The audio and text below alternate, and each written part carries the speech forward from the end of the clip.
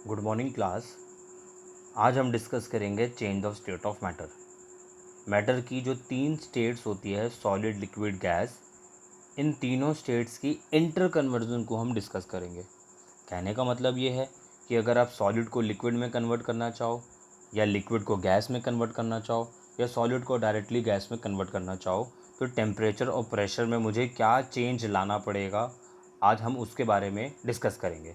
तो बारी बारी करके स्टेप वाइज स्टेप हम डिस्कस करेंगे। पहले हम टेम्परेचर के इफ़ेक्ट को डिस्कस करेंगे, फिर हम प्रेशर के इफ़ेक्ट को डिस्कस करेंगे। सबसे पहले हम टेम्परेचर के इफ़ेक्ट को डिस्कस करते हैं। मेरी पहली कंडीशन मेरी पहली टाइप क्या है, अगर मैं सॉलिड को लिक्विड में कन्वर्ट करना चाहता हूँ तो मुझे टेम्परेचर को बढ़ाना पड़ेगा। तो आप एक चीज़ ध्यान रखना, अगर आप सॉलिड को लिक्विड में कन्वर्ट करते हो विद राइज इन टेम्परेचर, तो इस प्रोसेस को या तो मैं मेल्टिंग बोलूँगा या मैं फ्यूज़न बोलूँगा। आई रिपीट, जब सॉलिड लिक्विड में कन्वर्ट होता है तो इस प्रोसेस को मैं बोलूँगा मेल्टिंग या फ्यूज़न। और इस चीज़ को आप ध्यान रखना, जब भी आप सॉलिड को लिक्विड में कन्वर्ट करोगे तो आपको टेम्परेचर को राइज़ करना पड़ेगा। आई रिपीट, आपको टेम्परेचर को राइज़ करना पड़ेगा। और अगर आप इस प्रोसेस को रिवर्स कर दो, लिक्विड को अगर आप सॉलिड में कन्वर्ट कर दो, तो इस प्रोसेस को मैं क्या बोलूँगा, फ्रीजिंग। यानी कि सॉलिड टू लिक्विड के कन्वर्जन को मैं बोलूँगा मेल्टिंग, या लिक्विड टू सॉलिड के कन्वर्जन को मैं बोलूँगा फ्रीजिंग। एक चीज़ आप हमेशा ध्यान रखना, जब भी solid to liquid, liquid to gas या सॉलिड टू गैस का कन्वर्जन होगा, ये कन्वर्जन हमेशा कांस्टेंट टेम्परेचर और कांस्टेंट प्रेशर पर होगा। फ़िलहाल ये कन्वर्जन जो कांस्टेंट टेम्परेचर पर होगा, उस कांस्टेंट टेम्परेचर को मैं बोलूँगा मेल्टिंग। ठीक है ना, क्या बोलूँगा, मेल्टिंग पॉइंट।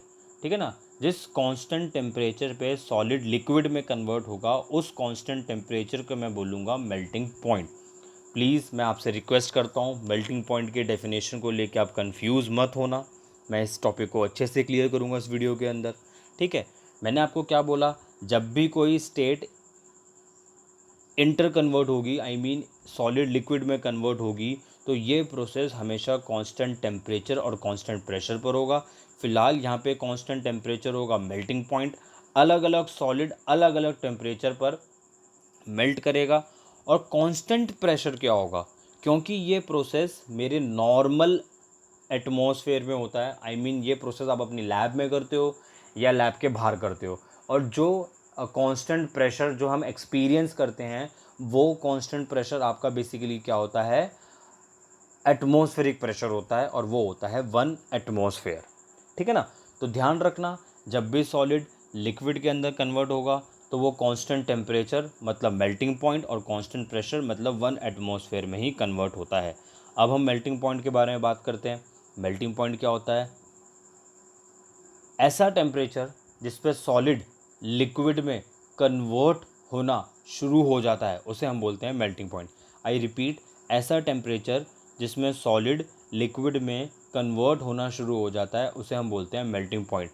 अलग अलग सॉलिड्स के लिए अलग अलग मेल्टिंग पॉइंट होता है। जैसे कि आप देख सकते हो, वैक्स का मेल्टिंग पॉइंट 63 डिग्री सेल्सियस है, आयरन का मेल्टिंग पॉइंट 1535 डिग्री सेल्सियस है। मैंने आपको बताया, अलग अलग सॉलिड्स के लिए जो मेल्टिंग पॉइंट होता है वो अलग अलग होता है। इससे आप क्या कंक्लूड करोगे, मतलब मेरे कहने का ये है कि अलग अलग सॉलिड्स का मेल्टिंग पॉइंट अलग अलग होता ही क्यों है। तो इसका आंसर ये है कि सॉलिड्स के पार्टिकल्स के बीच का जो फोर्स ऑफ अट्रैक्शन होता है वो भी अलग होता है। आयरन के पार्टिकल्स के बीच का फोर्स ऑफ अट्रैक्शन बहुत स्ट्रांग होता है, इसलिए हमें ज़्यादा टेम्परेचर सप्लाई करना पड़ता है आयरन के पार्टिकल्स के बीच के फोर्स ऑफ अट्रैक्शन को ब्रेक करने के लिए। ठीक है ना, ज़्यादा फोर्स ऑफ अट्रैक्शन ज़्यादा टेम्परेचर सप्लाई करना पड़ेगा उस स्ट्रॉन्ग फोर्स ऑफ अट्रैक्शन को ब्रेक करने के लिए। इस वजह से आयरन का मेल्टिंग पॉइंट हाई हो जाता है।